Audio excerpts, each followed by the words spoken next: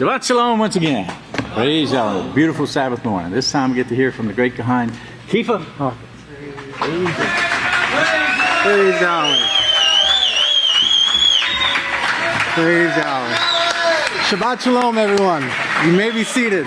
Praise Yahweh. May the peace of Yahweh truly be with each and every one of you. This is such an awesome opportunity. Yeah, I could think of no greater honor, that Yahweh can give to somebody to be able to serve at His house on His Sabbath day.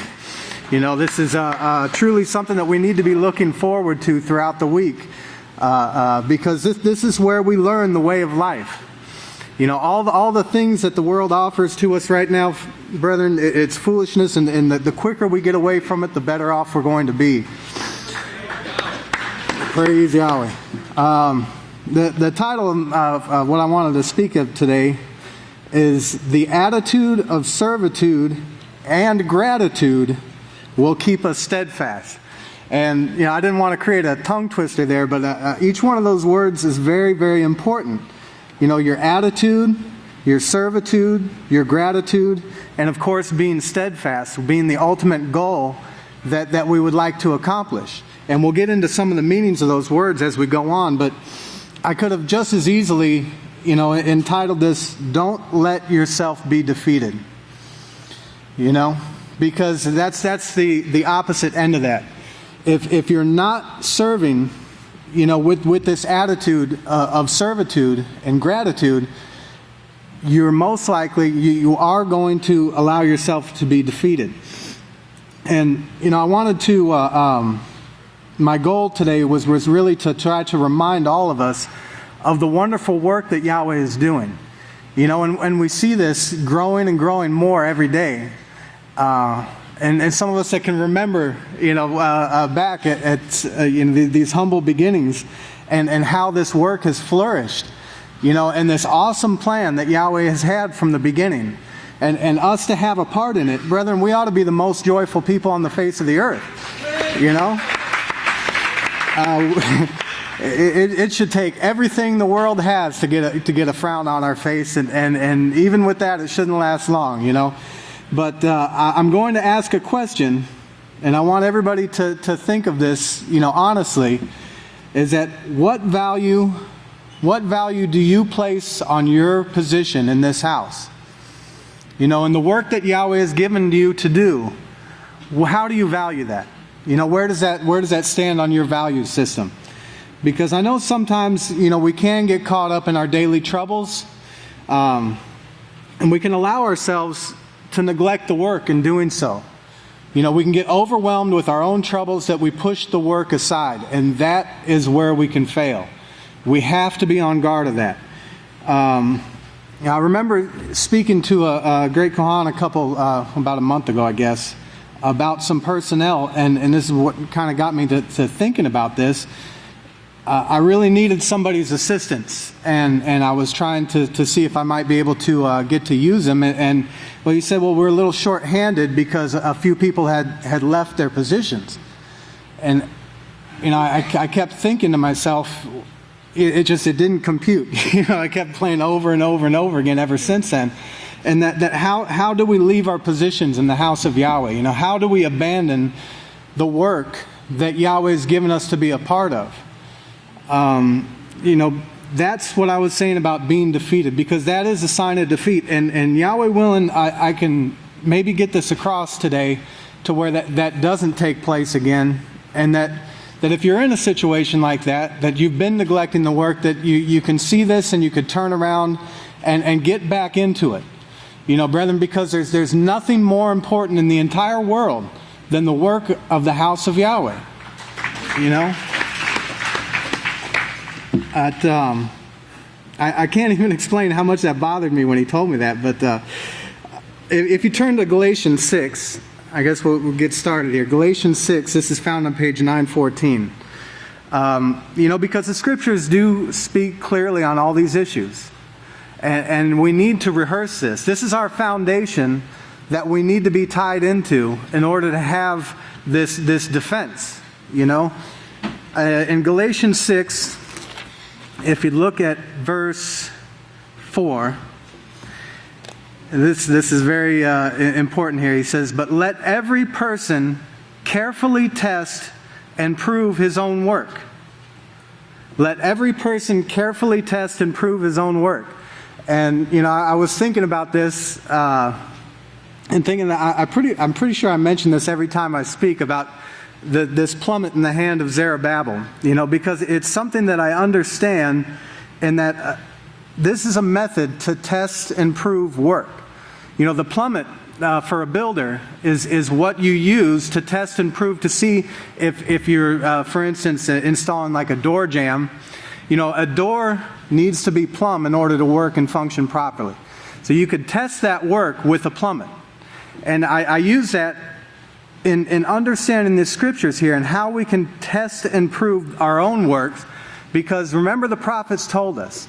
The prophets told us that the plummet would be in the hand of a Zerubbabel, that is our pastor and overseer, and this way would be made clear to us, that we could test and prove our own work. And what work? He says our deeds, our conduct, the performance of the law.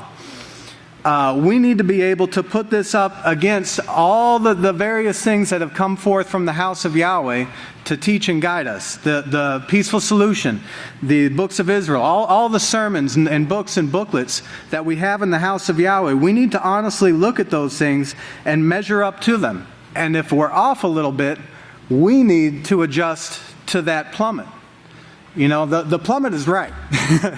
The plummet is always right. It cannot lie. Okay? And I say that in both terms of an actual plummet, because it works on gravity.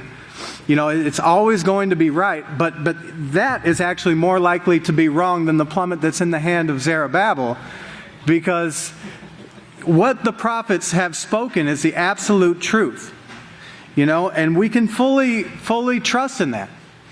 I wanted to bring this up in this with this comparison, because for a carpenter, for a builder, this is a discipline, that you don't walk away from something that's not right. You fix it right then and there, because if it's not right, it's not just going to become right on its own. You've got to fix it while you still have the opportunity to fix it. Otherwise, it's much harder to come back in later and try to fix these things. Well, this is a discipline that is taught in that field. It's the same discipline that we need to deal with our character. We can't walk away from our problems and think that they're going to get better on their own. If you're reading these books like we should, and we see these problems, brethren, we got to fix it right then and there. Don't wait until later, because the problem grows worse as you wait. But also, let's look at verse 5. He says, because this ties right into it. He says, "For each one must carry the load that has to be carried." So you see, this is not a one-man operation here. But as part of the body of believers, as part of the house of Yahweh, which is one unit, each member has to carry its own load that needs to be carried. Okay? And your position in this house, your work, is that load that needs to be carried. We depend on each other to do this work. I tell you, I was running off of a low sleep this morning, and I had the best cup of coffee this morning I think I've ever had in my life. It was perfect. Some coffee is more like tea, and then some is more like mud. This one was right in between. It was just perfect, just what I needed, and I got my energy back, and I was able to start focusing again. But without that cup of coffee, without somebody being there early to get these things going in advance, without the servants of Yahweh, this couldn't be so. So, praise Yahweh for that. But that word servitude, now I'm going to be quoting from one of the books of Yisrayl here. The word servitude, if you look it up in the dictionary, it actually comes from the word slave. Okay, and it says it's a condition in which one lacks liberty, especially to determine one's own course of actions or way of life. Now, you gotta understand that with what's been taught and in the scriptures, is that this has to be voluntary. Nobody's going to force you to do righteousness. This is something that we have to choose voluntarily, and that's what was written here in this book of Yisrayl. that we went over in the law class a couple weeks ago in the 11th book of Israel, part 2, chapter 14, and page 131, verse 53. That's a lot of numbers. You see how much wisdom and understanding we have here in the house of Yahweh to choose from. He says, now notice what comes next here. And he's talking about a prophecy that is made for us and for our high priest here in Genesis 49. And he says, and the obedience of the nations is his. And he says here, but this prophecy here is not just about Yeshua, it's about some donkeys. About some donkeys that carry the load willingly, that willingly do this work. It's got to be willingly. It's got to be volunteered. It's a tribute that has to be volunteered. So I asked that question, thinking of it the opposite way. Well, if we voluntarily leave our position, where does that put us? It doesn't put us there with that prophecy in Genesis 49, but it puts us somewhere else. Okay, and the purpose of the house of Yahweh, one of the great duties of the house of Yahweh is to inform the people so that they can make rational decisions. The house of Yahweh gives you the truth. The world tries to lead you and sway you with persuasive words into doing things that are not right. But the house of Yahweh educates with the truth and says, here is the truth. Now you make the decision. This is what's going to take place if you don't do this. But here's the facts. And that's what I want all of us to be aware of, is the facts. That this world has nothing to offer. That this is the only protected place on the face of the earth. And pretty soon,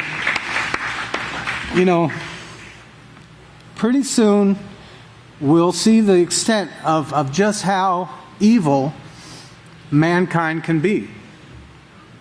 And, brethren, we got to be prepared for it. He says, I know that sometimes you get to where you don't want to deal with somebody. Personality conflicts, and sometimes people have done things to you that build up a wall in your mind, and especially in the workplace, sometimes you get these feelings towards maybe your supervisor. Be turning to 1 Kepha.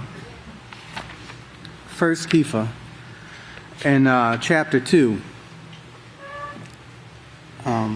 You get to the point where you don't want to deal with it anymore, and you think the way out is to quit.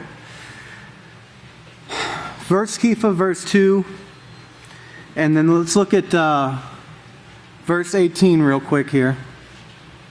And remember, this is our foundation. This is what we hold fast to. This will help us stand. Servants, be subject to your rulers with all fear, not only to the kind and gentle, but also to the harsh. So if you walk away from the work because of something that maybe your supervisor did that you thought was harsh, are you justified? No. This scripture testifies against you. It says that no, you cannot do that. That you must submit yourself not only to the kind and gentle, but also to the harsh. But notice in verse 19 he says, for it is commendable if a man bears up under the pain of unjust suffering, because he is conscious of Yahweh. Okay, so that's what's got to be on your mind. Not seeking our own way, not retaliation, not any of these things that are taught all throughout the world. Don't let them do that to you. You got to get back at them. That's not taught in the scriptures. And if that's your reaction, know that you didn't get it from this foundation. You got it from another place. And you need to get rid of it. And I say you, I mean we. Trust me, I work as hard as I can with this too, because we've all been exposed to this evil that's in the world. And we have to be honest with ourselves and getting rid of it. But if we discipline our minds, just like I was talking about with the way that carpenter disciplines himself to build properly. If we do that with our minds and we discipline ourselves to serve others, then these problems actually become more minimal.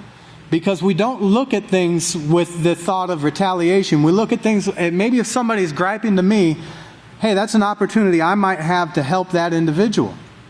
maybe I can get through to him, and I'm not going to do it through retaliation, obviously. But maybe if I bear with it and I keep my mouth shut and I work diligently and I show that individual that I respect him, maybe I can get through to him. And maybe together we can work this out. But we're not going to do it the other way. Praise Yahweh. We're not going to do it the other way. So I ask the question again. How much do we value the work that Yahweh has given to us? Where does that stand on our priorities? Because it's got to be at the very, very top. It's got to be there. What are we willing to go through to get this work accomplished? Let's look at 1 Corinthians 3. 1 Corinthians 3. We see another building analogy here. In 1 Corinthians 3, and please look at verse 13. This is found on page 888. 1 Corinthians 3 and verse 13.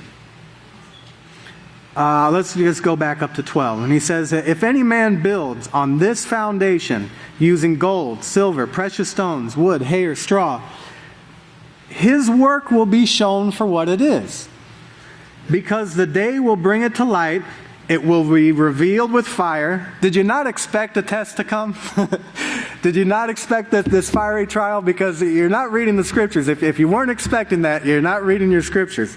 Because look, right here, he says the fire will test the quality of each man's work. So why do you make sure it's right before you walk away from it? Because the fire is coming to test that work. You can't leave that undone. You're not going to get away with it. If you have a problem with your character, you can't leave it undone. You have to address it. And again, we have to address it. So keep that in mind, because this fire will continuously come to test that work. So what are we building on this foundation? Let's turn over to 2 Kepha 1, because it ought to be moral excellence. That's what we're told to build. 1 Kepha 1, let's just first look at verse 3. He says, as his holy power was granted to us all, things that pertain to life and holiness through the full knowledge of him who called us. Look at this. We were called to this glory and virtue. And if you look at that side note there, that virtue is moral excellence. So that is what we're building in the house of Yahweh. This moral excellence. We actually have a manual for it. So we could put ourselves next to this manual and see, are we building it according to the manual? There's our guide to go by. If we're not, then we need to go back and fix some things. But, we ought to be able to do this. Let's look at Hebrews 13 and verse 9 real quick. Hebrews 13. Because this is really what got me thinking of the title. Don't forget that title. Hebrews 13 and verse 9. Do not be carried away with different kinds of strange doctrines. Okay, that's what's taught all over the world, in every aspect of the world. Not just their official doctrines, but the ones that are subliminally taught to you in every form of entertainment, of every avenue of media that they have in the world. This is what's being taught, is different kinds of strange doctrines. They're not of this household, okay? So, look at this though. For it is righteous. What is righteousness? Remember Deuteronomy 6:25?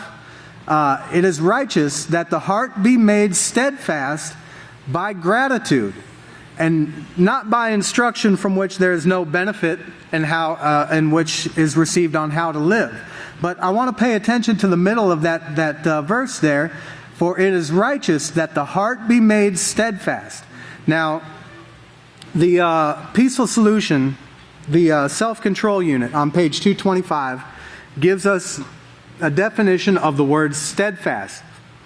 And it says steadfast/persistent, and it says you are determined not to give up not to give up or change what you have set out to accomplish. Okay, you're determined to do so. That's what it means to be steadfast, and it's a positive character trait, and we get it by gratitude. What is gratitude? Well, it's really just being thankful. You know, we have so much to be thankful for in the house of Yahweh that we have any part at all in this work. And we are going to accomplish this steadfast character by showing Yahweh how grateful we truly are. You know, because when we don't, we're not showing Yahweh that we're grateful.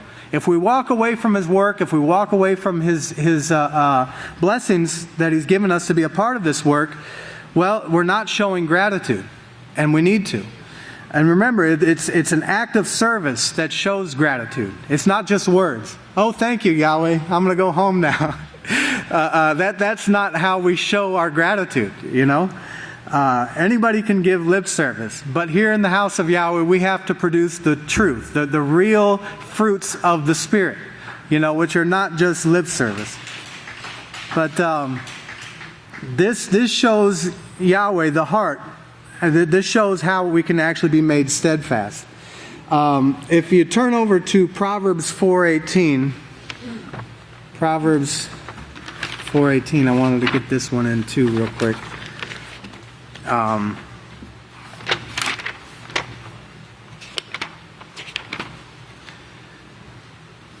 Because look at this. It's you know, people sometimes get in this feeling that this is maybe monotonous, you know, but it's not. This is it's a straight and narrow path that we walk. But in verse 18 he says, "But the path of the just is like the first light of dawn, which continues to grow." It grows brighter and brighter as we go on. You know, your understanding continually grows. And as your understanding grows, your joy grows with this. And the more you get into it, the more you want to get into it. The more you put your hand to this work, the more you see the beauty in what this work accomplishes.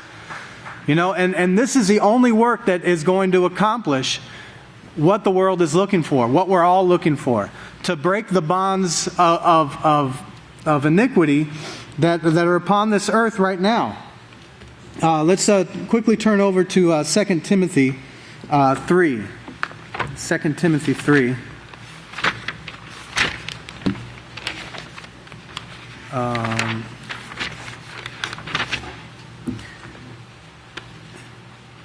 And let's look at verse 14.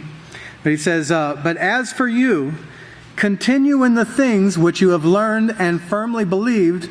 And notice this, because this is important. "Knowing from whom you have learned them." Okay, don't continue in the things that you believed in the world, but continue in the things that you've learned from the house of Yahweh, because you know where you learned them. You know that plummet is not wrong. You know, have all the faith in the world in that. And that the house of Yahweh and what the house of Yahweh teaches is not wrong, and it will never lead you astray. So, you know, we have to be able to put all of our trust in that in order to advance. And, you know, and there's great confidence in doing that. Let's quickly turn to Job 17. I see him. Time really does fly. Job 17. And let's look at verse 9. He says, "But the righteous hold to their ways." Okay, that's what being steadfast is all about. And notice that word righteous. The righteous will hold to their ways. So this is actually accounted as righteousness, and those with clean hands will grow stronger and stronger. Just like that proverb said, it grows. It grows within you. But you have to hold to your way. You have to develop this steadfast character that is willing to serve out of the gratitude that Yahweh has given to us, that this great opportunity to be a part of this growing kingdom here. That has no end. As one of the other prophets said, this kingdom without an end. It just continues to grow. So you never have to reach a point to where I've seen it all, I've done it all. You're never going to get there. Okay? Yahweh Himself is continuously learning, which is a mind-blowing thought, you know, to think of that. 1 Corinthians 10. Actually, no, let's turn back to Hebrews 13:9 real quick, because I want to show that. And remember that word righteous, Hebrews 13 and 9 that we had read earlier. I just want to refresh that in your mind, that he says, For it is righteous that your heart be made steadfast by gratitude. Okay, that is according to the law. The law teaches us to be thankful. Okay, so if we're not being thankful, then we are not in obedience with the law. We're not in compliance with the laws that Yahweh give us to live. 1 Corinthians 10, if we'll turn over there.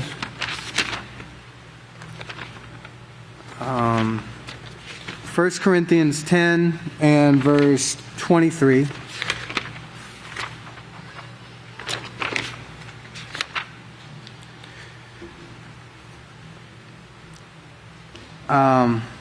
Actually, let's look at verse 24.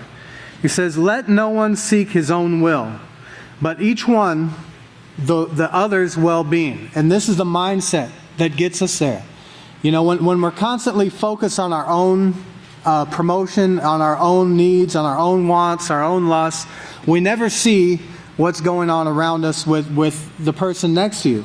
And the Scripture does give us this antidote here. It says, "Let no one seek his own, but each one the other's well-being."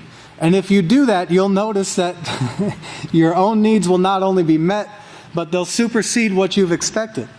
You know, true joy only comes out of service.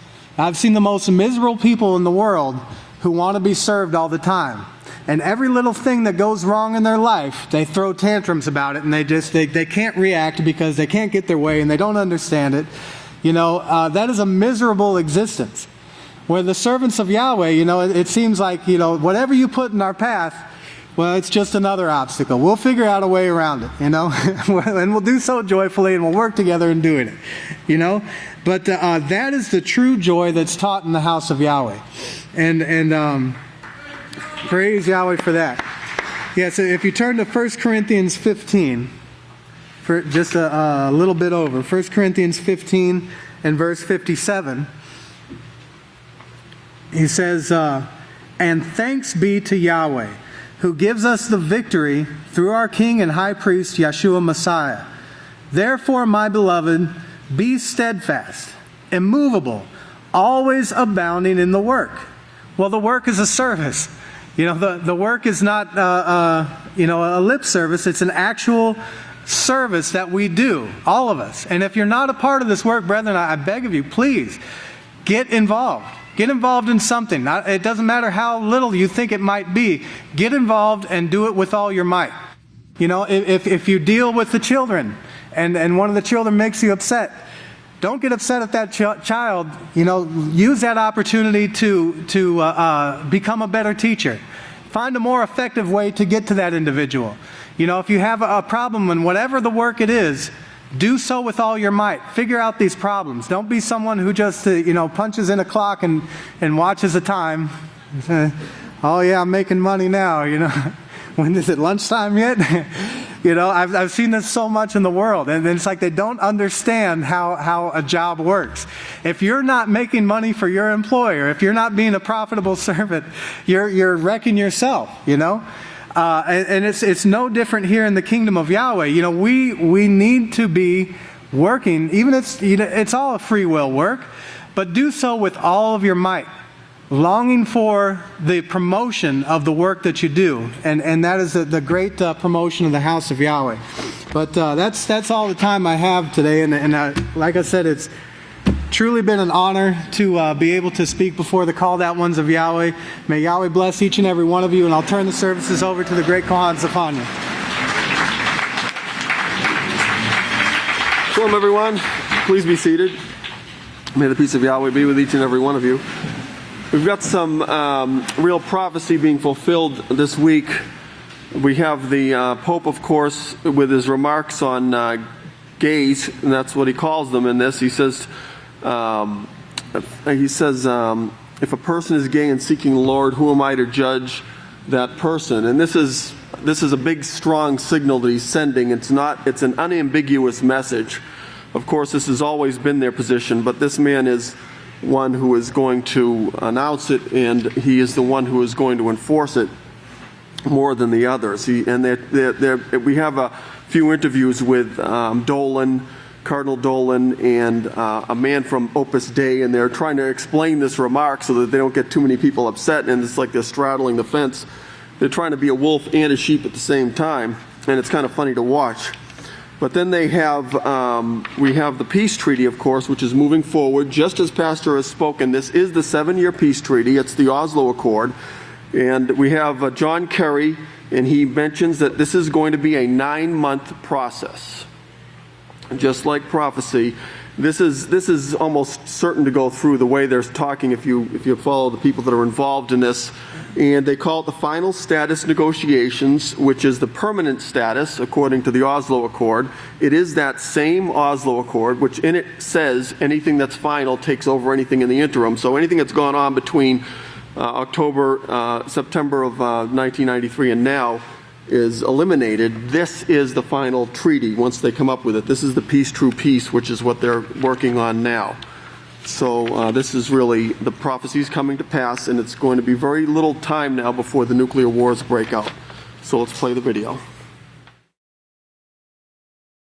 Pay close attention. What you're about to see is Bible prophecy being fulfilled.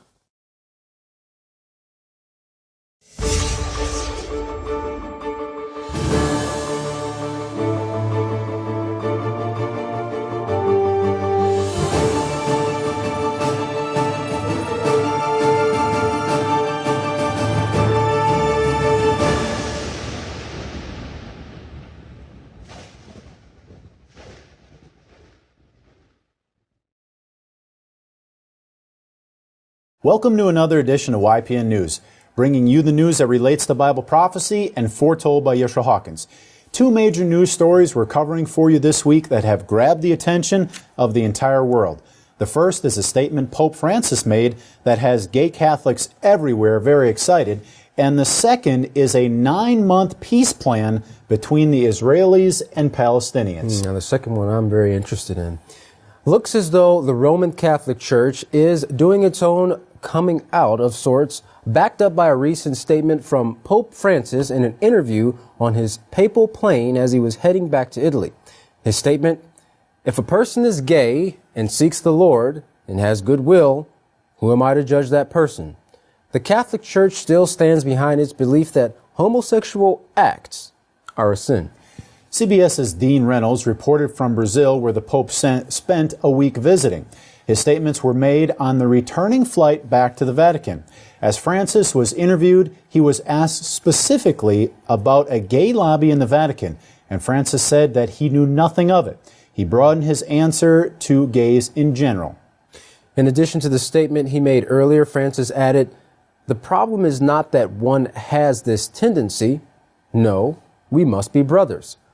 Now, Michael Herman, a gay Catholic and former priest who quit the Catholic Church in 2006 after he said he felt the church intended to purge gays, made a few statements. But of course, before we get to those statements, in the past, the Catholic Church called homosexuality depravity, contrary to natural law, and can never be approved. Even Pope Benedict XVI said as recently as 2005 that homosexuality was incompatible with the priesthood. Now, Mark Herman, when he was asked if he thought that the Pope was breaking with the Vatican, he said no. His comments had nothing to do with the sexual morality teachings of the Church. In regards to the question of ordaining women to the priesthood, the Pope's answer was no, that door is closed. We'll be hearing more about this later on in our broadcast. Actually, we have a little bit more on this story. Okay. To offer a few thoughts now as we continue this coverage on the controversy, New York Bishop Timothy Dolan recently made an appearance on CBS's morning show. Larry McGee has our coverage. Larry, have the new Pope's comments created a division amongst its ranks, or is Bishop Dolan seem to be in agreement? They definitely appear to be in agreement, guys, as the president of the U.S. Conference of Bishops, Timothy Dolan, in an interview with veteran journalists this week, attempted to provide perspective regarding the Pope's recent statement. According to Archbishop Dolan, the Pope's recent comment reflects the traditional teachings of the Church that while certain acts may be wrong, it would always strive to love and respect the person and treat them with dignity. For Archbishop Dolan, the new pontiff's remarks represent not so much a change in doctrine, but a change in tone, and in answering the question as to what it would take for the church to change its public stance on homosexuality as being sin, the Archbishop was quick to cite the psychology of Catholic theory, which holds that homosexuality is not a sin, but homosexual acts are. In the end, Cardinal Dolan says this latest event will go a long way in showing that while Catholicism is rather cogent in its teaching, it is equally compelling in its graciousness and mercy and respect with which it should say it. And he welcomes the new Pope's comment as an opportunity to bring to the fore that other aspect of style and tone. Telling words for a newly elected and installed papal regime, which is quickly developing a reputation for its skill and craft. For YPN News, I'm Larry McGee. Katan Jeff, back to you. Kind of confusing. Yeah, seems like it. Well, during that hour-and-a-half interview with the Pope, he also made other statements regarding the Catholic priesthood. He said that he wouldn't presume to judge priests for their sexual orientation and that they should not be marginalized. Now, Brian Finnerty with Opus Dei, an institution of the Catholic Church, was interviewed and gave his perspective in regards to this latest proclamation by the Pope. When he asked if the Pope broke with church doctrine, he responded, no, he did not. In fact, he, referring to the Pope, referred back to another church doctrine called the Catechism of the Catholic Church. Now, Jeff, that particular book is a book that Yisrayl Hawkins has referenced many times throughout his many years of teaching and also in many of the books that he has authored over the last 30 or 40 years, exposing the harmful teachings of the Catholic Church. Well, Finnerty continued, referring to the book, he said that homosexual acts are sinful, but that homosexual persons should be treated with dignity and respect, and that it's not something that they actually have chosen. And that's precisely what the Pope said. Now, back in 2007, Pope Benedict signed a doctrine that said that men who have same-sex attractions should not become priests. And now Francis is saying, who am I to judge? Finnerty stated that's exactly what the Church has always said. Sounds like a lot of confusion. Now, the Catholic Church doctrine states that those feelings of homosexuality are not a sin. But to act on those feelings, yes, that's a sin. Many think that the Pope is changing church policy, for example, refusing the lavish papal apartment that the popes pretty much live in, not driving in the bulletproof car, and also getting security all stirred up by going out and being amongst the crowds, as he especially did in this recent trip to Brazil. Of course, this is making conservatives of the church very unhappy. Well, Finnerty stated that Francis is somebody who passionately loves people, and that was seen as he rode the train to work as an archbishop. Now, the starting point to any conversation in regards to the Pope's actions, Finnerty said, is whatever you are, Jesus loves you. Now, just as a note, paraphrasing, from the book Catechism of the Catholic Church, 2357, the book states that homosexuality refers to relations between men or between women who experience an exclusive or predominant sexual attraction toward a person of the same sex. It has had a great and varying form through the centuries and in different cultures, and that homosexual acts are intrinsically disordered and they are contrary to the natural law. Notice he says natural law, or the book says natural law. It doesn't talk anything about scriptures, though. Finnerty finished by saying, in regard to that doctrine and the difference in tone with this Pope, is that he believes that gays should be treated with compassion and respect, and that they're called to a life of holiness like everybody else, and that the Pope has chosen an element of compassion as a way to reach out to people instead of the law. Now, he said that before you can know the law, you have to know Jesus and the church, that they both love you. Pope Francis' controversial statements came after his 6-day visit to Brazil, which drew an audience of millions. His tour included a walk through Rio de Janeiro's worst slums, and his papal mass on Copacabana Beach was attended by about 3 million worshipers, which was one of the biggest in recent history. Now, not much was said about the Pope's address that day, but the comments that, as we mentioned, that he made on the flight back to Italy drew national attention. It was there that journalists on board asked a series of questions on controversial issues, such as the role women should play in the church and, of course, the gay rights. It was there that Pope Francis said, "Everyone writes about the gay lobby. I still haven't found anyone who gives me an identity card with gay written on it. All lobbies are not good. That is the bad thing. If a person is gay and seeks the Lord and has goodwill, who am I to judge him?"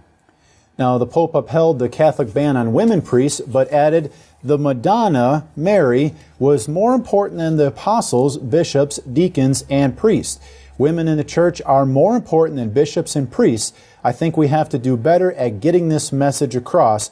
I think we're missing a theological explanation of this, he said. I think I totally missed that. Now, although this was the first foreign trip for Pope Francis, his frank and open answers on the flight will probably make this trip most likely to be remembered for. Now, further developments this week in the road to peace between Israel and Palestine. Following 2 days of talks at the State Department, Israeli and Palestinian negotiators have agreed to more peace talks, including issues that have stalled these talks in the past. Secretary of State John Kerry said they are on the table with one simple goal, a view to ending the conflict, ending the claims. What is the goal that Mr. Kerry is referring to? Kerry went on to say achieving a final status agreement during the next 9 months. Now let's go ahead and play Secretary of State John Kerry's speech. Listen to this. I'm delighted to stand here. I think it's still morning. It is still. With Minister Tzipi Livni and Dr. Sai Barakat, both of whom I've had the privilege of knowing for some period of time and enjoyed working with for all of it. As all of you know, it has taken an awful lot of work and a lot of time to reach this new moment of possibility in the pursuit of an end to the Israeli-Palestinian conflict. It's taken the leadership of President Obama, who set this process in motion with his historic visit to the region this spring. And then he spoke powerfully about the necessity and possibility of peace, not only to the leaders, but also to citizens who overwhelmingly hope for a better future for their children and for their countries, for their peoples. The President's support for our efforts, including his personal engagement with the parties this morning, has been essential, and I thank him for that. And we had a very positive meeting with the President and the Vice President earlier this morning at the White House. I want to also emphasize that Prime Minister Netanyahu and President Abbas have both demonstrated courageous leadership to bring us here. And I commend them for the tough choices that they made in terms of the politics at home. I know the path is difficult. There is no shortage of passionate skeptics.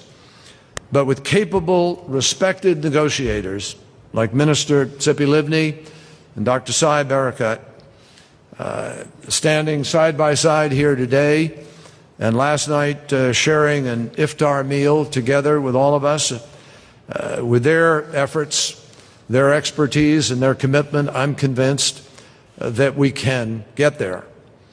We're here today because the Israeli people and the Palestinian people both have leaders willing to heed the call of history. Leaders who will stand strong in the face of criticism and are right now for what they know is in their people's best interests. Their commitment to make tough choices, frankly, should give all of us hope that these negotiations actually have a chance to accomplish something. I'm pleased to report that in the conversations we've had last night and again today, we've had constructive and positive meetings, both meetings with the United States President and also meetings with the parties by themselves. The parties have agreed to remain engaged in sustained, continuous, and substantive negotiations on the core issues, and they will meet within the next 2 weeks in either Israel or the Palestinian territories in order to begin the process of formal negotiation. The parties have agreed here today that all of the final status issues, all of the core issues, and all other issues are all on the table for negotiation. And they are on the table with one simple goal: a view to ending the conflict, ending the claims. Our objective will be to achieve a final status agreement over the course of the next 9 months. The parties also agreed that the two sides will keep the content of the negotiations confidential. The only announcement you will hear about meetings is the one that I just made. And I will be the only one, by agreement, authorized to comment publicly on the talks in consultation, obviously, with the parties.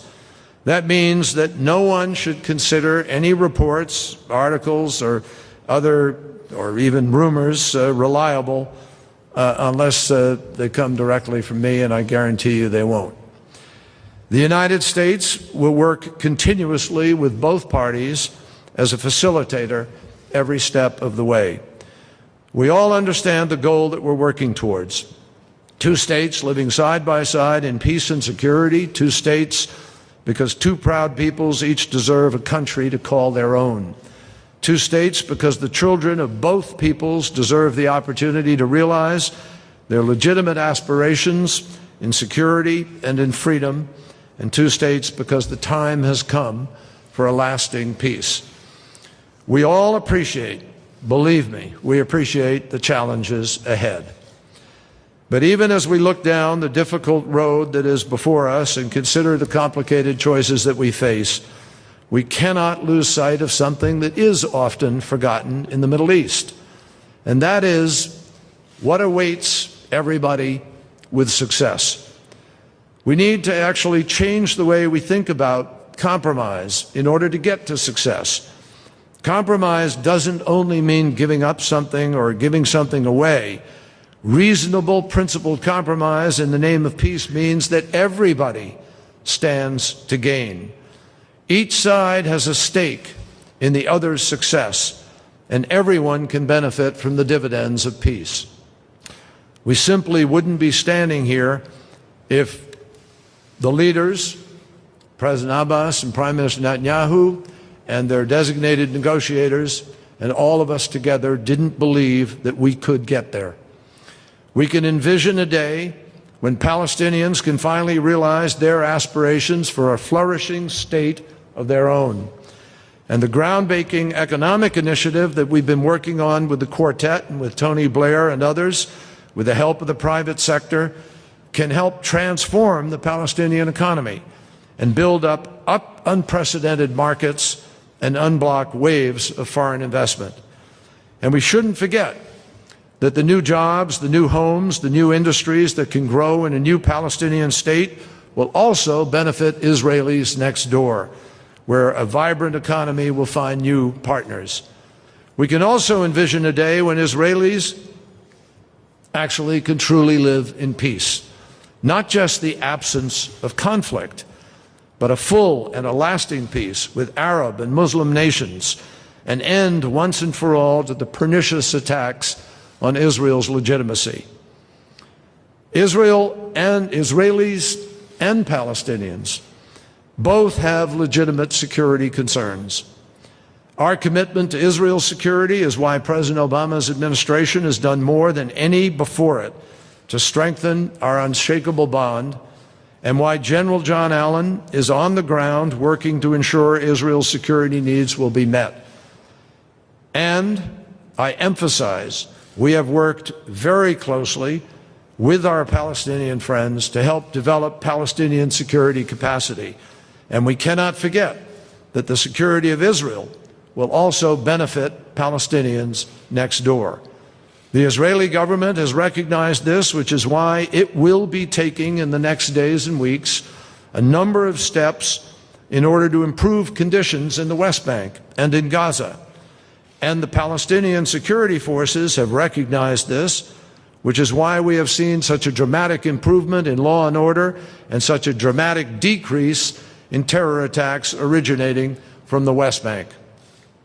The Israeli and Palestinian people understand their common interests, and that's why they continue to take positive steps on the ground to improve relations between themselves. I also want to point out that the Arab League understands this too, which is why it has reaffirmed the Arab Peace Initiative and provided vital statements of support for this process. Finally, I just say everywhere I go, leaders from around the world understand that they share a stake in this endeavor's success. They all have a role to play, which is why they have continued to contribute to this effort, to advise, to make commitments of support, and to push and advocate and encourage the parties every step of the way. And President Obama and I join in thanking all of them for their concern and initiative. So many things are already happening. When somebody tells you that Israelis and Palestinians cannot find common ground or address the issues that divide them, don't believe them. Just look at the things they are doing together and trying to do together. There are many reasons why we need to solve this conflict, but none more important than the security and the dignity of the next generations of Israelis and Palestinians, Jews, Muslims, and Christians, and the generations who will follow them and benefit from these negotiations, hopefully. I think everyone involved here believes that we cannot pass along to another generation the responsibility of ending a conflict that is in our power to resolve in our time. They should not be expected to bear that burden, and we should not leave it to them. They should not be expected to bear the pain of continued conflict or perpetual war. So while I understand the skepticism, I don't share it, and I don't think we have time for it. I firmly believe the leaders, the negotiators, and citizens invested in this effort can make peace for one simple reason: because they must. A viable two-state solution is the only way this conflict can end, and there is not much time to achieve it, and there is no other alternative. We all need to be strong in our belief in the possibility of peace, courageous enough to follow through on our faith in it, and audacious enough to achieve what these two peoples have so long aspired to and deserve. Now, at the same address, Palestinian chief negotiator Saeb Erekat said, "It's time for the Palestinian people to have an independent sovereign state of their own." Now, Tzipi Livni, the Israeli chief negotiator, added, "I can assure you that in these negotiations, it's our intention not to argue about the past. Both sides see a difficult road ahead." Yossi Beilin, former Israeli negotiator, stated, "In 9 months to bridge the gap between the Israeli government and the Palestinian Liberation Organization seems very, very difficult." And of course, there are those who are skeptical that 9 months will be enough time to reach the goal of peace. Right. Now, a date for the next round of negotiations hasn't been set yet, but they will take place in either Israel or the Palestinian territories by the middle of August. Well, utter confusion as it seems in our world as mankind struggles to find himself and hope in a dark world. Yisrayl Hawkins has taught for years that the scriptures show that mankind will be allowed to go his own way for 6,000 years, but that throughout that time period, the Creator sent men called prophets to warn mankind of what their choices would bring and guide them in the eternal laws of peace. Right now, in our day, Yisrayl Hawkins claims to be one such man, a witness, who has been brought up by the Creator Yahweh as a light to this dark world, offering clarity, hope, and true peace to all who will listen. And one of the things that he has offered in many of his publications in regards to the last article that we were talking about with the 9 months and the negotiations of peace between Palestinian and Israel is in his book that he wrote in the late 70s entitled Mark of the Beast, volumes 1 and 2, and also the book that he wrote in the mid-90s entitled The End. Here's what you can do to find out more information. Well, you can contact the House of Yahweh and request your free monthly newsletter or Prophetic Word magazine. You can also ask them how you can obtain a copy of The Birth of the Nuclear Baby, The Explosion of Sin. Now, you can write the House of Yahweh at The House of Yahweh, P.O. Box 2498, Abilene, Texas 79604. You can call them at 1-800-613-9494. You can visit them on either of their websites. The first one, www.yahweh.com or www.yisraelhawkins.com. You can also email them at info@yahweh.com. And for any calls outside the United States, you can call the number that's on your screen now. Okay. Now for something to really get excited about. Up next, Yisrael Hawkins. For all of us here at YPN News, I'm Katan Alexander. And I'm Jeffrey Heimerman. Thank you for joining us.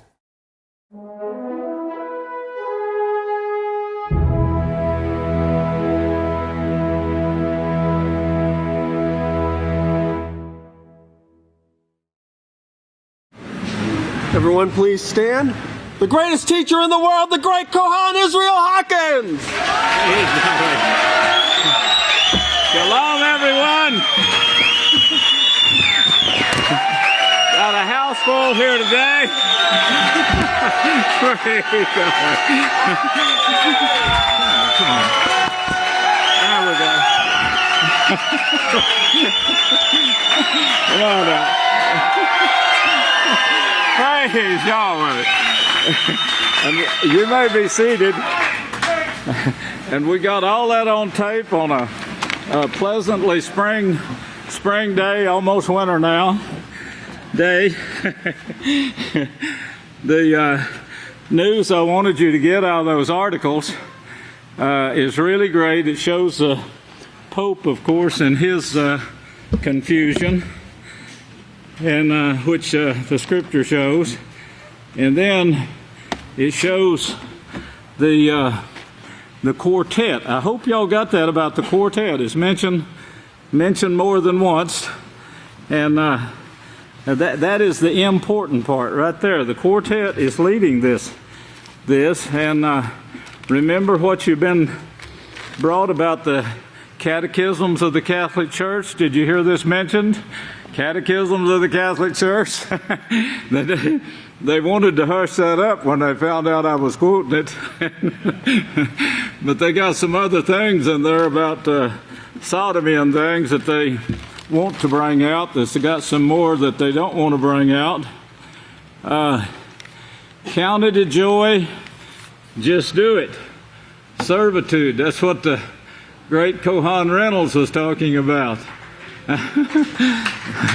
Great Kohan Reynolds Hawkins. O Father Yahweh, may the house of your servant Yisrael be blessed forever. This is what I wake up to look at on Sabbath morning. Praise Yahweh. You are my servant, O Israel, in whom I will be glorified. Now, and this is a scripture. These are scriptures, and you can bet they're going to come true with this house right here. The gates of hell won't prevail. There's just a few things. I won't be able to cover, but a few things. But the cyclospora infection. Now, this is more than just diarrhea. I can guarantee you better be careful and get prepared. It may, if this spreads, they'll give you some shots if you go to the doctor, and they'll tell you they got you well, and they don't mind lying. You know, we've seen this before with their penicillin shots and telling you that they got rid of syphilis. Well, we can see how they got rid of syphilis. It's a never-ending thing. So the STDs are a never-ending thing with today's society. You can't get rid of something when you keep producing it, you know. And of course, this is what we're doing right here. I hate to say this, but when you sit down on a dirty commode, it's going to get on you, and it's going to get on your clothing. And if your children hugs you or something, they'll get it in their mouth or nose and so forth. You've got to be careful about these things, and more careful as you see the day approaching. Russia and China preparing for global war. That is great news to me. This right here, 9 months, I hope you caught the many times that he said 9 months. Oh, I thought that was great. Read the book. Get the book and read it, The Nuclear Baby. Now, they're speaking, of course, of the 1993 Clinton-Rabin-Arafat peace agreement that we will get further into later, but there's still one thing left, and that's the Oslo Accord. And of course, this is what Barack Obama is trying to push through to bring peace. And he's very much behind it. The quartet is pushing that. Just because they're backed up in the background, and pushing other people forward, don't mean that they're not behind it. 9 months goal. 9-month goal set. That's the headlines on these articles. Statement by Middle East Quartet is also on there, but that one is being held in the background. But the quartet, remember Revelation 6 shows you the quartet and exactly what's going to take place. The House of Yahweh is the only ones that's brought this out many years ago. In fact, the Mark of the Beast was written in the 70s, and that's when I first brought out about the 7-year peace plan. It wasn't signed until 1993, September the 13th, 1993. Before these events started taking place, the great Yedidiah Hawkins was sending me newspaper articles from different newspapers here in the United States showing that these talks were going to begin, and President Obama had signed the agreements to start this thing, and he was bringing to remembrance the many scriptures that, and he said, get everybody to read the Mark of the Beast. Praise Yahweh.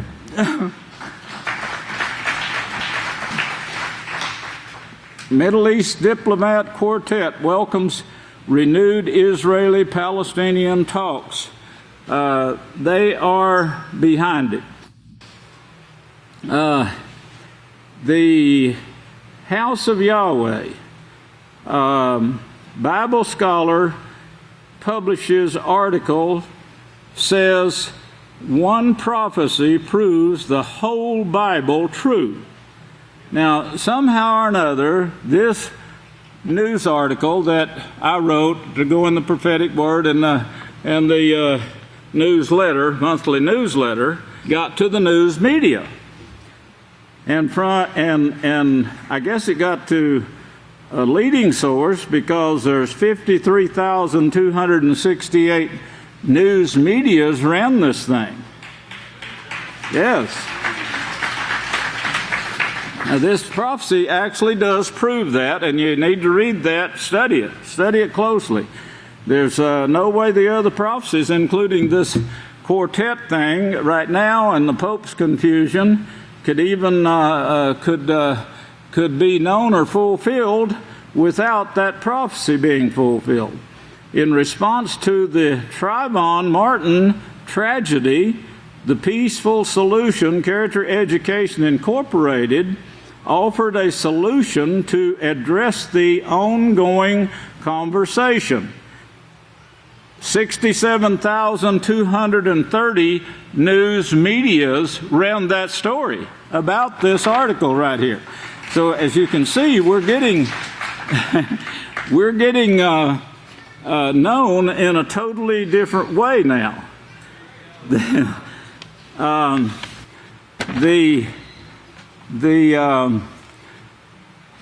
George Zimmerman,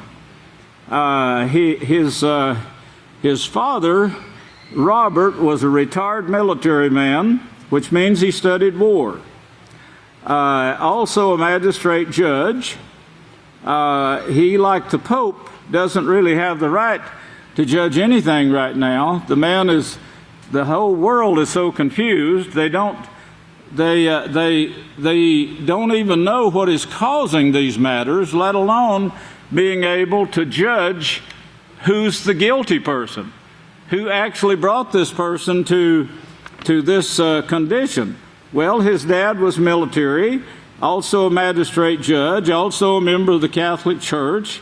The son was George was an evening receptionist at the family's parish, All Saints Catholic Church. So this is coming from also the confusion of the Catholic Church. Another article that will be coming out shortly is Yisrayl Hawkins says the Pope is right about one thing: he has no scriptural right to judge anyone. And that is the scriptural truth. And somebody put "wow" on there, but I hope the news media gets this and runs it. I really do. U.S. confirms another case of mad cow disease. See her staggering to the slaughterhouse there. So then get her on the meat counters here really soon while she's still standing. Press release. Another one that I wrote that got quite a bit of attention was, what's all the excitement about today? Monday, July the 22nd and 23rd, 2013. Why the squad cars, armed guards, motorhomes, squad cars, and armed guards? It's Malik Obama and the Peaceful Solution Character Education Team coming to bring peace. There's 3 pages of that. I was going to read it, but I said, no, I don't have time. I want you to get one thing in your mind here, because it has to do with today's sermon or next week's sermon. But the Peaceful Solution Character Education program was pioneered by President Yisrayl Hawkins in 1994. 1994, that's an important date. I'll explain why. Now, I showed you last week, but I want to show you again. They put us up there with the celebrities, and we are the very first on this list of articles they were talking about with the celebrities here. I don't know these people. I recognize Batman. The rest of them are too young. Some of you might know them, if you can see them.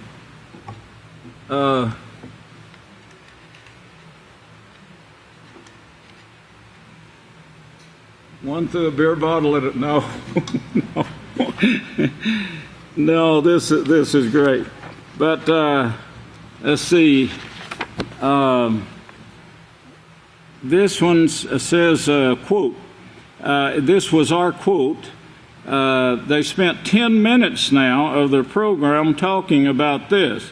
It might sound a simple thing, but actually teaching about ownership and the right of ownership, as well as the basic concept of asking, is fundamental to installing empathy and consideration for others and their property into our societies. Now, they spent 10 minutes talking about that, and I don't know how many they reached, but I would like to get that and play it here and see what they had. This was the very first article in response to the Trayvon Martin tragedy, the peaceful solution, and that's the way they have it listed on their show. First article. Very first one. Peace. You see that peaceful solution? They were talking about this for 10 minutes among the celebrities. Recent press release. What's all the excitement about? I read you that, and the response this got, 19,557 newspapers or news media, however they run their news programs, television programs, whatever. Last week, I didn't read these, but the Arizona Daily Star, the Bay News, 9. Now that goes clear from Arizona back to the Pacific. Bay News, Baumberg News, Boston Globe, the Boston Globe. I guess there's two different ones. Charlotte Observer, Chicago Tribune, Congressional Quarterly. Maybe all the congressmen get that, I don't know. Albuquerque, Arizona, BBC, Boston Globe. There's one, the Boston Globe, and then another one is a Boston Globe. Boy's Life, I'm glad of that one. Business. We covered just about Chicago Sun-Times, that's 2 in Chicago.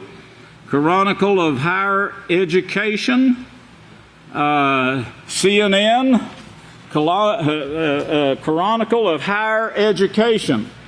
And they went to the top when they chose that one. They sure did. Ownership.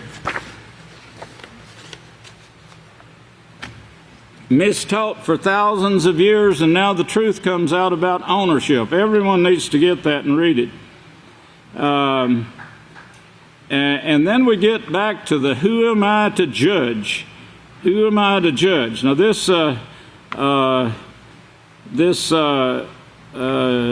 Charlotte Rose, Grail King.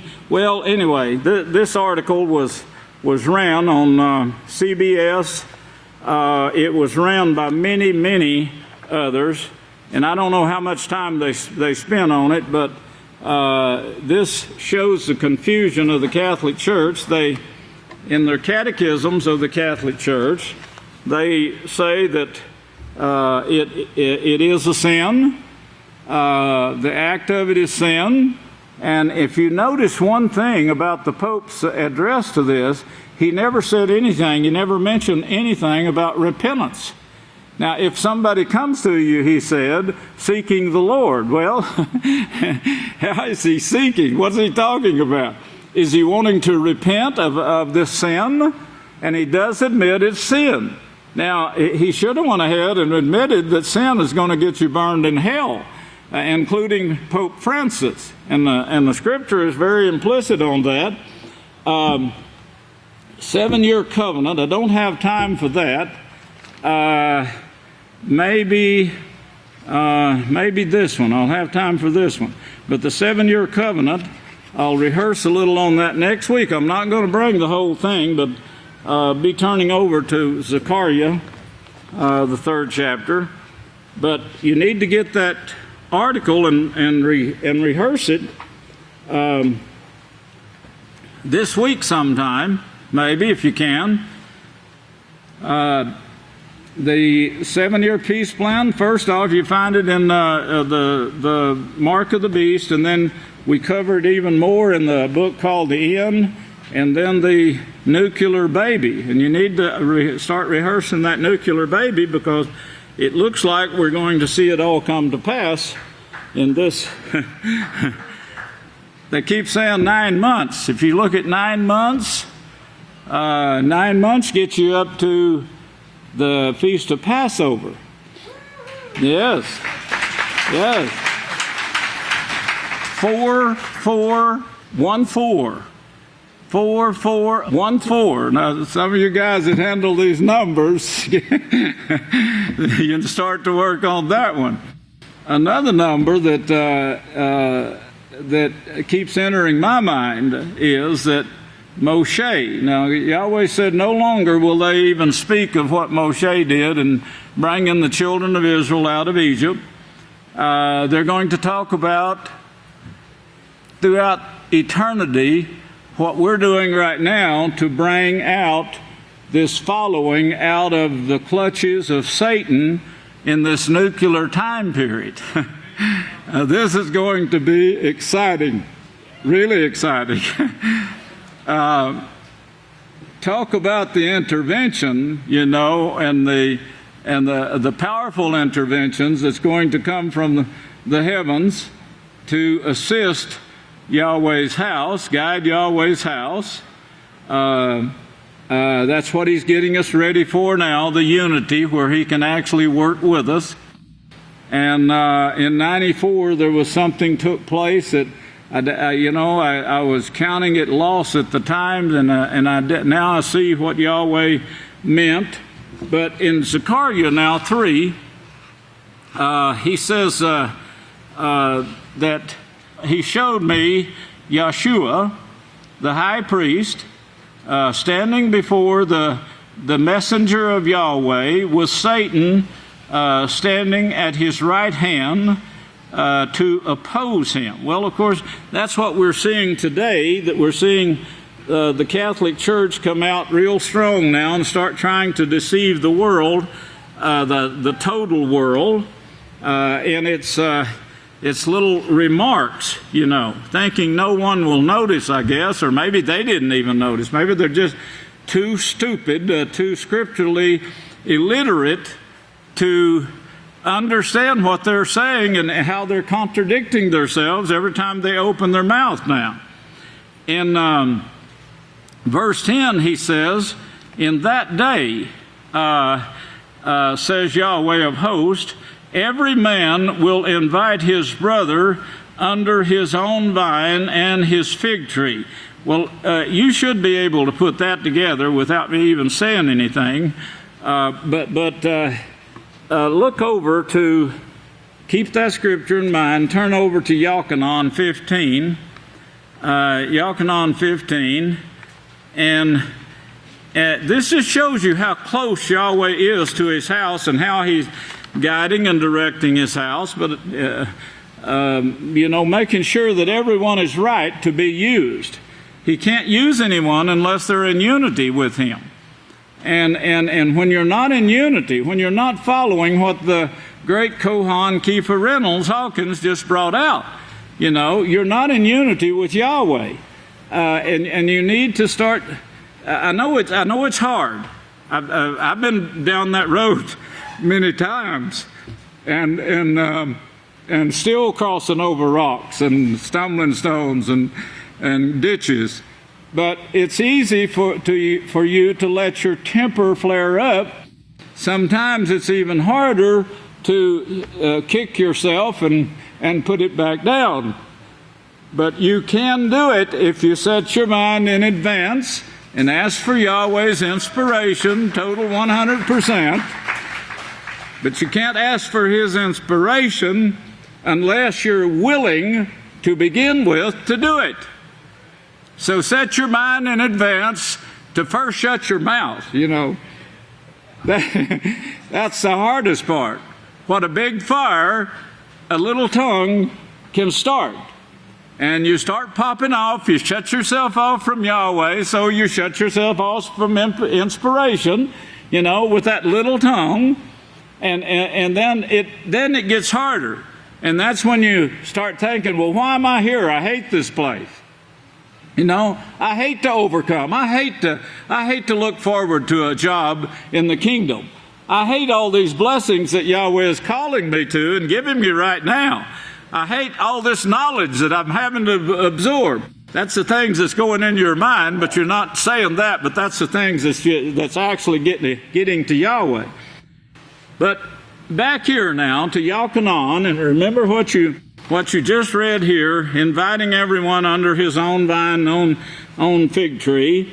Yochanan 15, 1 through 5, he says, I am the true vine. So where are you inviting your people? Now, I know you had it pictured in your mind, that everybody's going to have a little garden place in the backyard, and they're going to invite the people out there under their vine. It runs a little deeper than that. We'll get that now and keep it in your mind. My Father is the vine dresser, and here's the important part right here.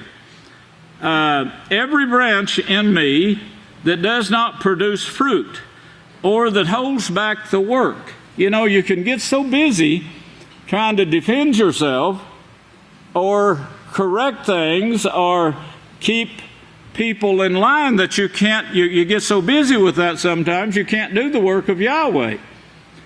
And changes have to occur.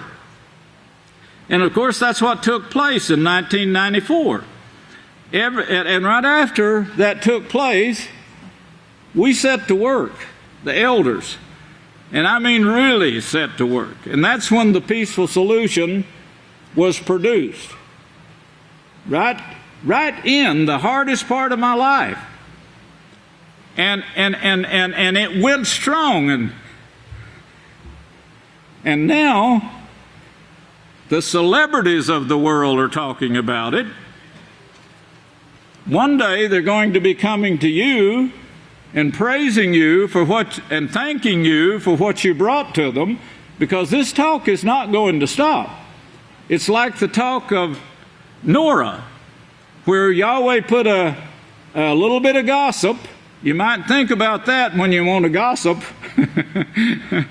Think about that. That's a great thing to gossip about. Yahweh put this little few words in her mouth, and from that comes the peaceful solution today.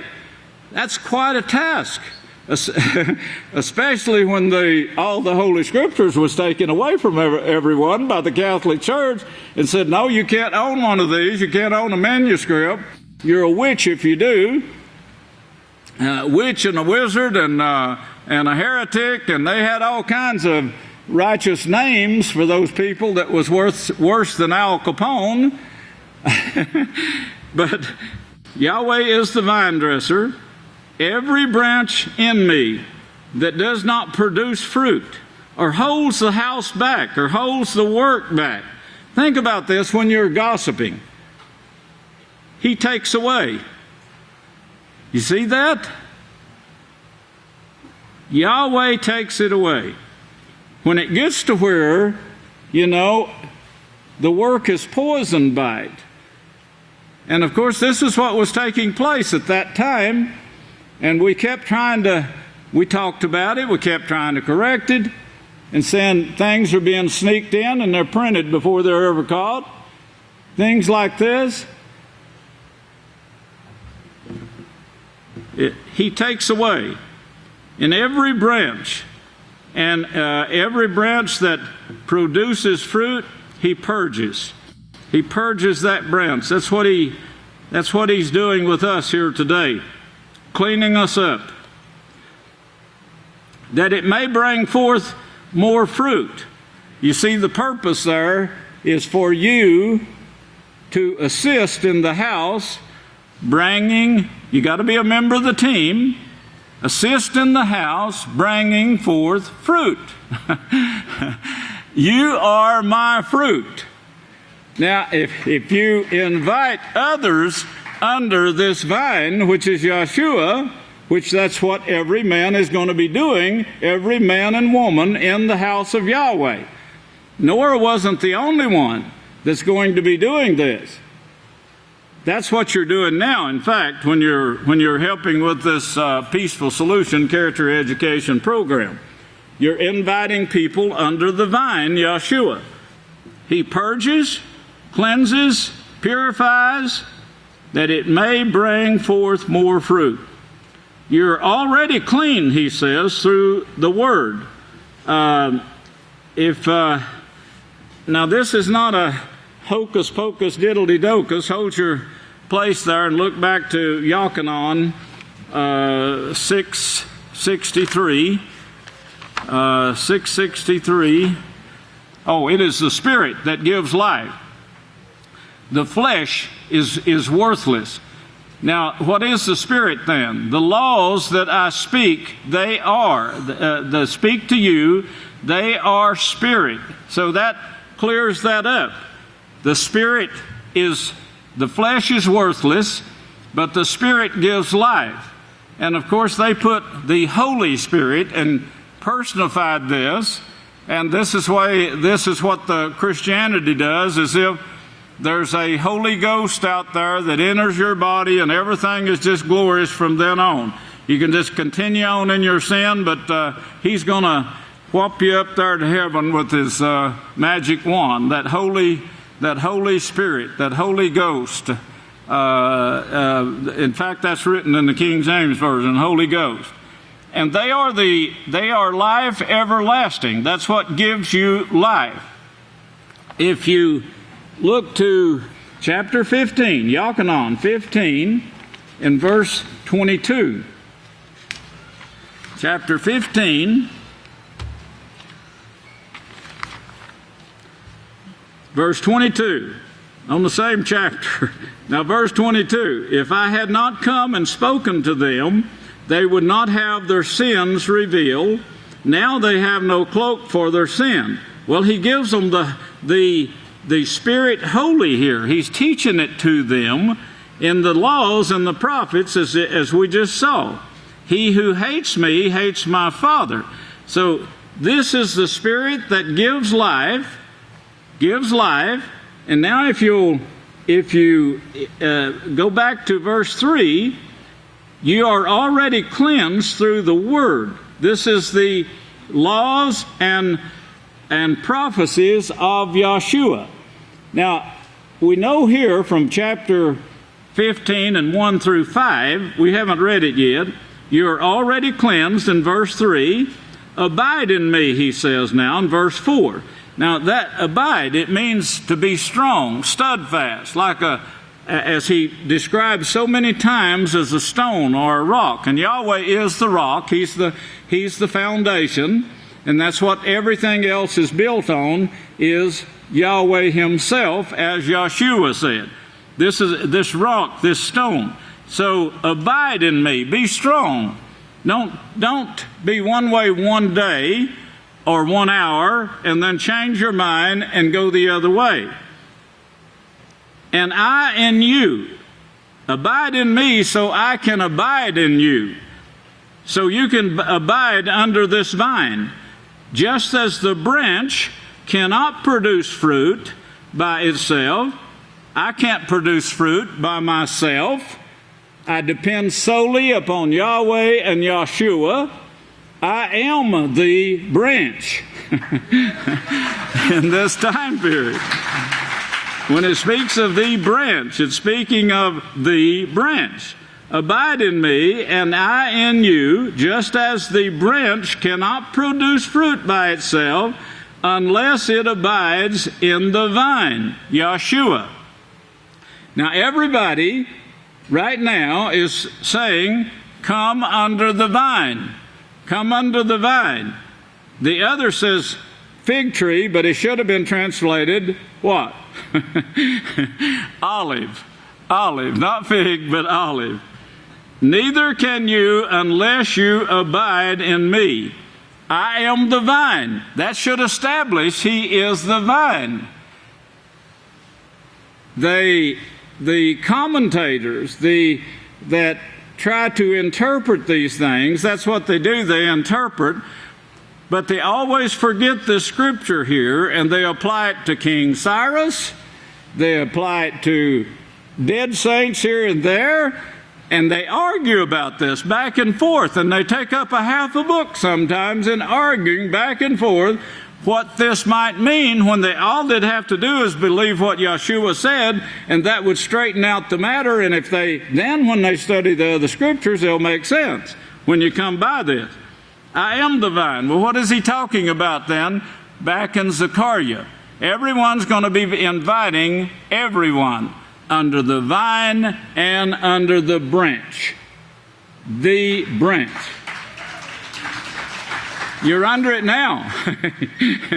You've been invited here. Just don't leave. Be firm. Be strong. Be spiritual. Spiritually minded. You can't move a spiritually minded person because it's based on the law. He bases his mind on Yahweh's law and says, this is it. This is my foundation. This is where I'm going to stand. No ifs, ands, and buts. Yahshua was the vine. That settles the matter. We got a branch that started the house of Yahweh in these last days and prophesied. So that settles the matter right there. There's no further moving. You don't move. This tree don't move. An oak tree, look at it. Its branches move back and forth a little, with the wind, but that tree stands firm down deep in the ground, 30 to 40 feet roots going down to that foundation, Yahweh. Yes, we have the foundation. I am the vine, you are the branches. He who abides in me and I in him produces fruit. They bring forth fruit into the house. They don't destroy the house.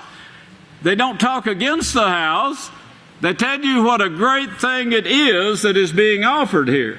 Where we fall short, we have the way to perfect peace. Where we fall short is we don't use it. That's where we fall short. Use it. Set your mind to it and don't let up on it. But without me, you can do nothing. Get that in your head. You can do nothing. I know my time is up, but let's cover two more scriptures here. Micah 4, 1 through 4 shows, that's on page 705.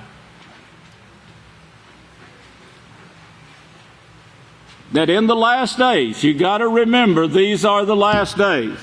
Take it to heart. Believe every word the prophets have spoken.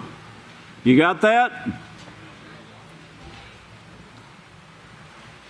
Micah 4, 1 through 4, 1 through 3. Yahweh says, in the last days, I will establish my house. Now, this was written in 710 BCE. 710 BCE. Now, there was a lot of water went under the bridge, between that and the last days. Because the last days is described by Samuel as two people in a future day preaching, and they bring many sons to righteousness. They shine as the stars of heaven, he said. They're going to. And they bring many people, he says, under this vine and under this fig tree, this branch of Yahshua and his apostles that is standing strong in these last days. It is really something how the prophecies are, they all started with the house of Yahweh being established in the last days under the authority of Yahshua. That's in Genesis 49. But before that, it was shown by Abel. And then you come on down to Zechariah speaking again now in the last days in chapter 5, 4 and 5, showing the branch. What are these two olive branches? And Revelations 11, if you remember that, these two witnesses are the two olive branches. So that tells you where the two olive branches, they're two olive branches, so you have to go back into the prophecy and see, lo and behold, here in the 4th chapter, and even before that he shows it. Even in chapter 3 he shows it. But the whole thing is shown here. But it's not to take place until Yahshua has been murdered, the scriptures all wiped out, forbidden to be owned, and this took place for 2,000 years, and all of it prophesied that it would be taken away and changed and destroyed even. They couldn't destroy the word completely. There was always the Norahs that kept the word going, kept it going, and they wrote what they could and said what they could. They gossiped about it. They didn't gossip about each other. They gossiped about the work of Yahweh and what a wonderful thing it was and how he was going to bring this to perfection. Well, it's here. The last days is here. The Pope is standing in total confusion. The quartet is fixing to, as Russia said, Russia and China, didn't read you the article, but maybe I will next week. Russia and China are preparing for global war. Russia and China preparing for global war. Well, of course, the quartet's moving forward. The Pope is moving forward with his plans. Remember now, Malachi Martin exposed their plan in the book, The Keys of This Blood. And he himself used catechisms of the Catholic Church in writing that. But he outlined the plan of the Catholic Church to bring forth this war. And he said himself, he said that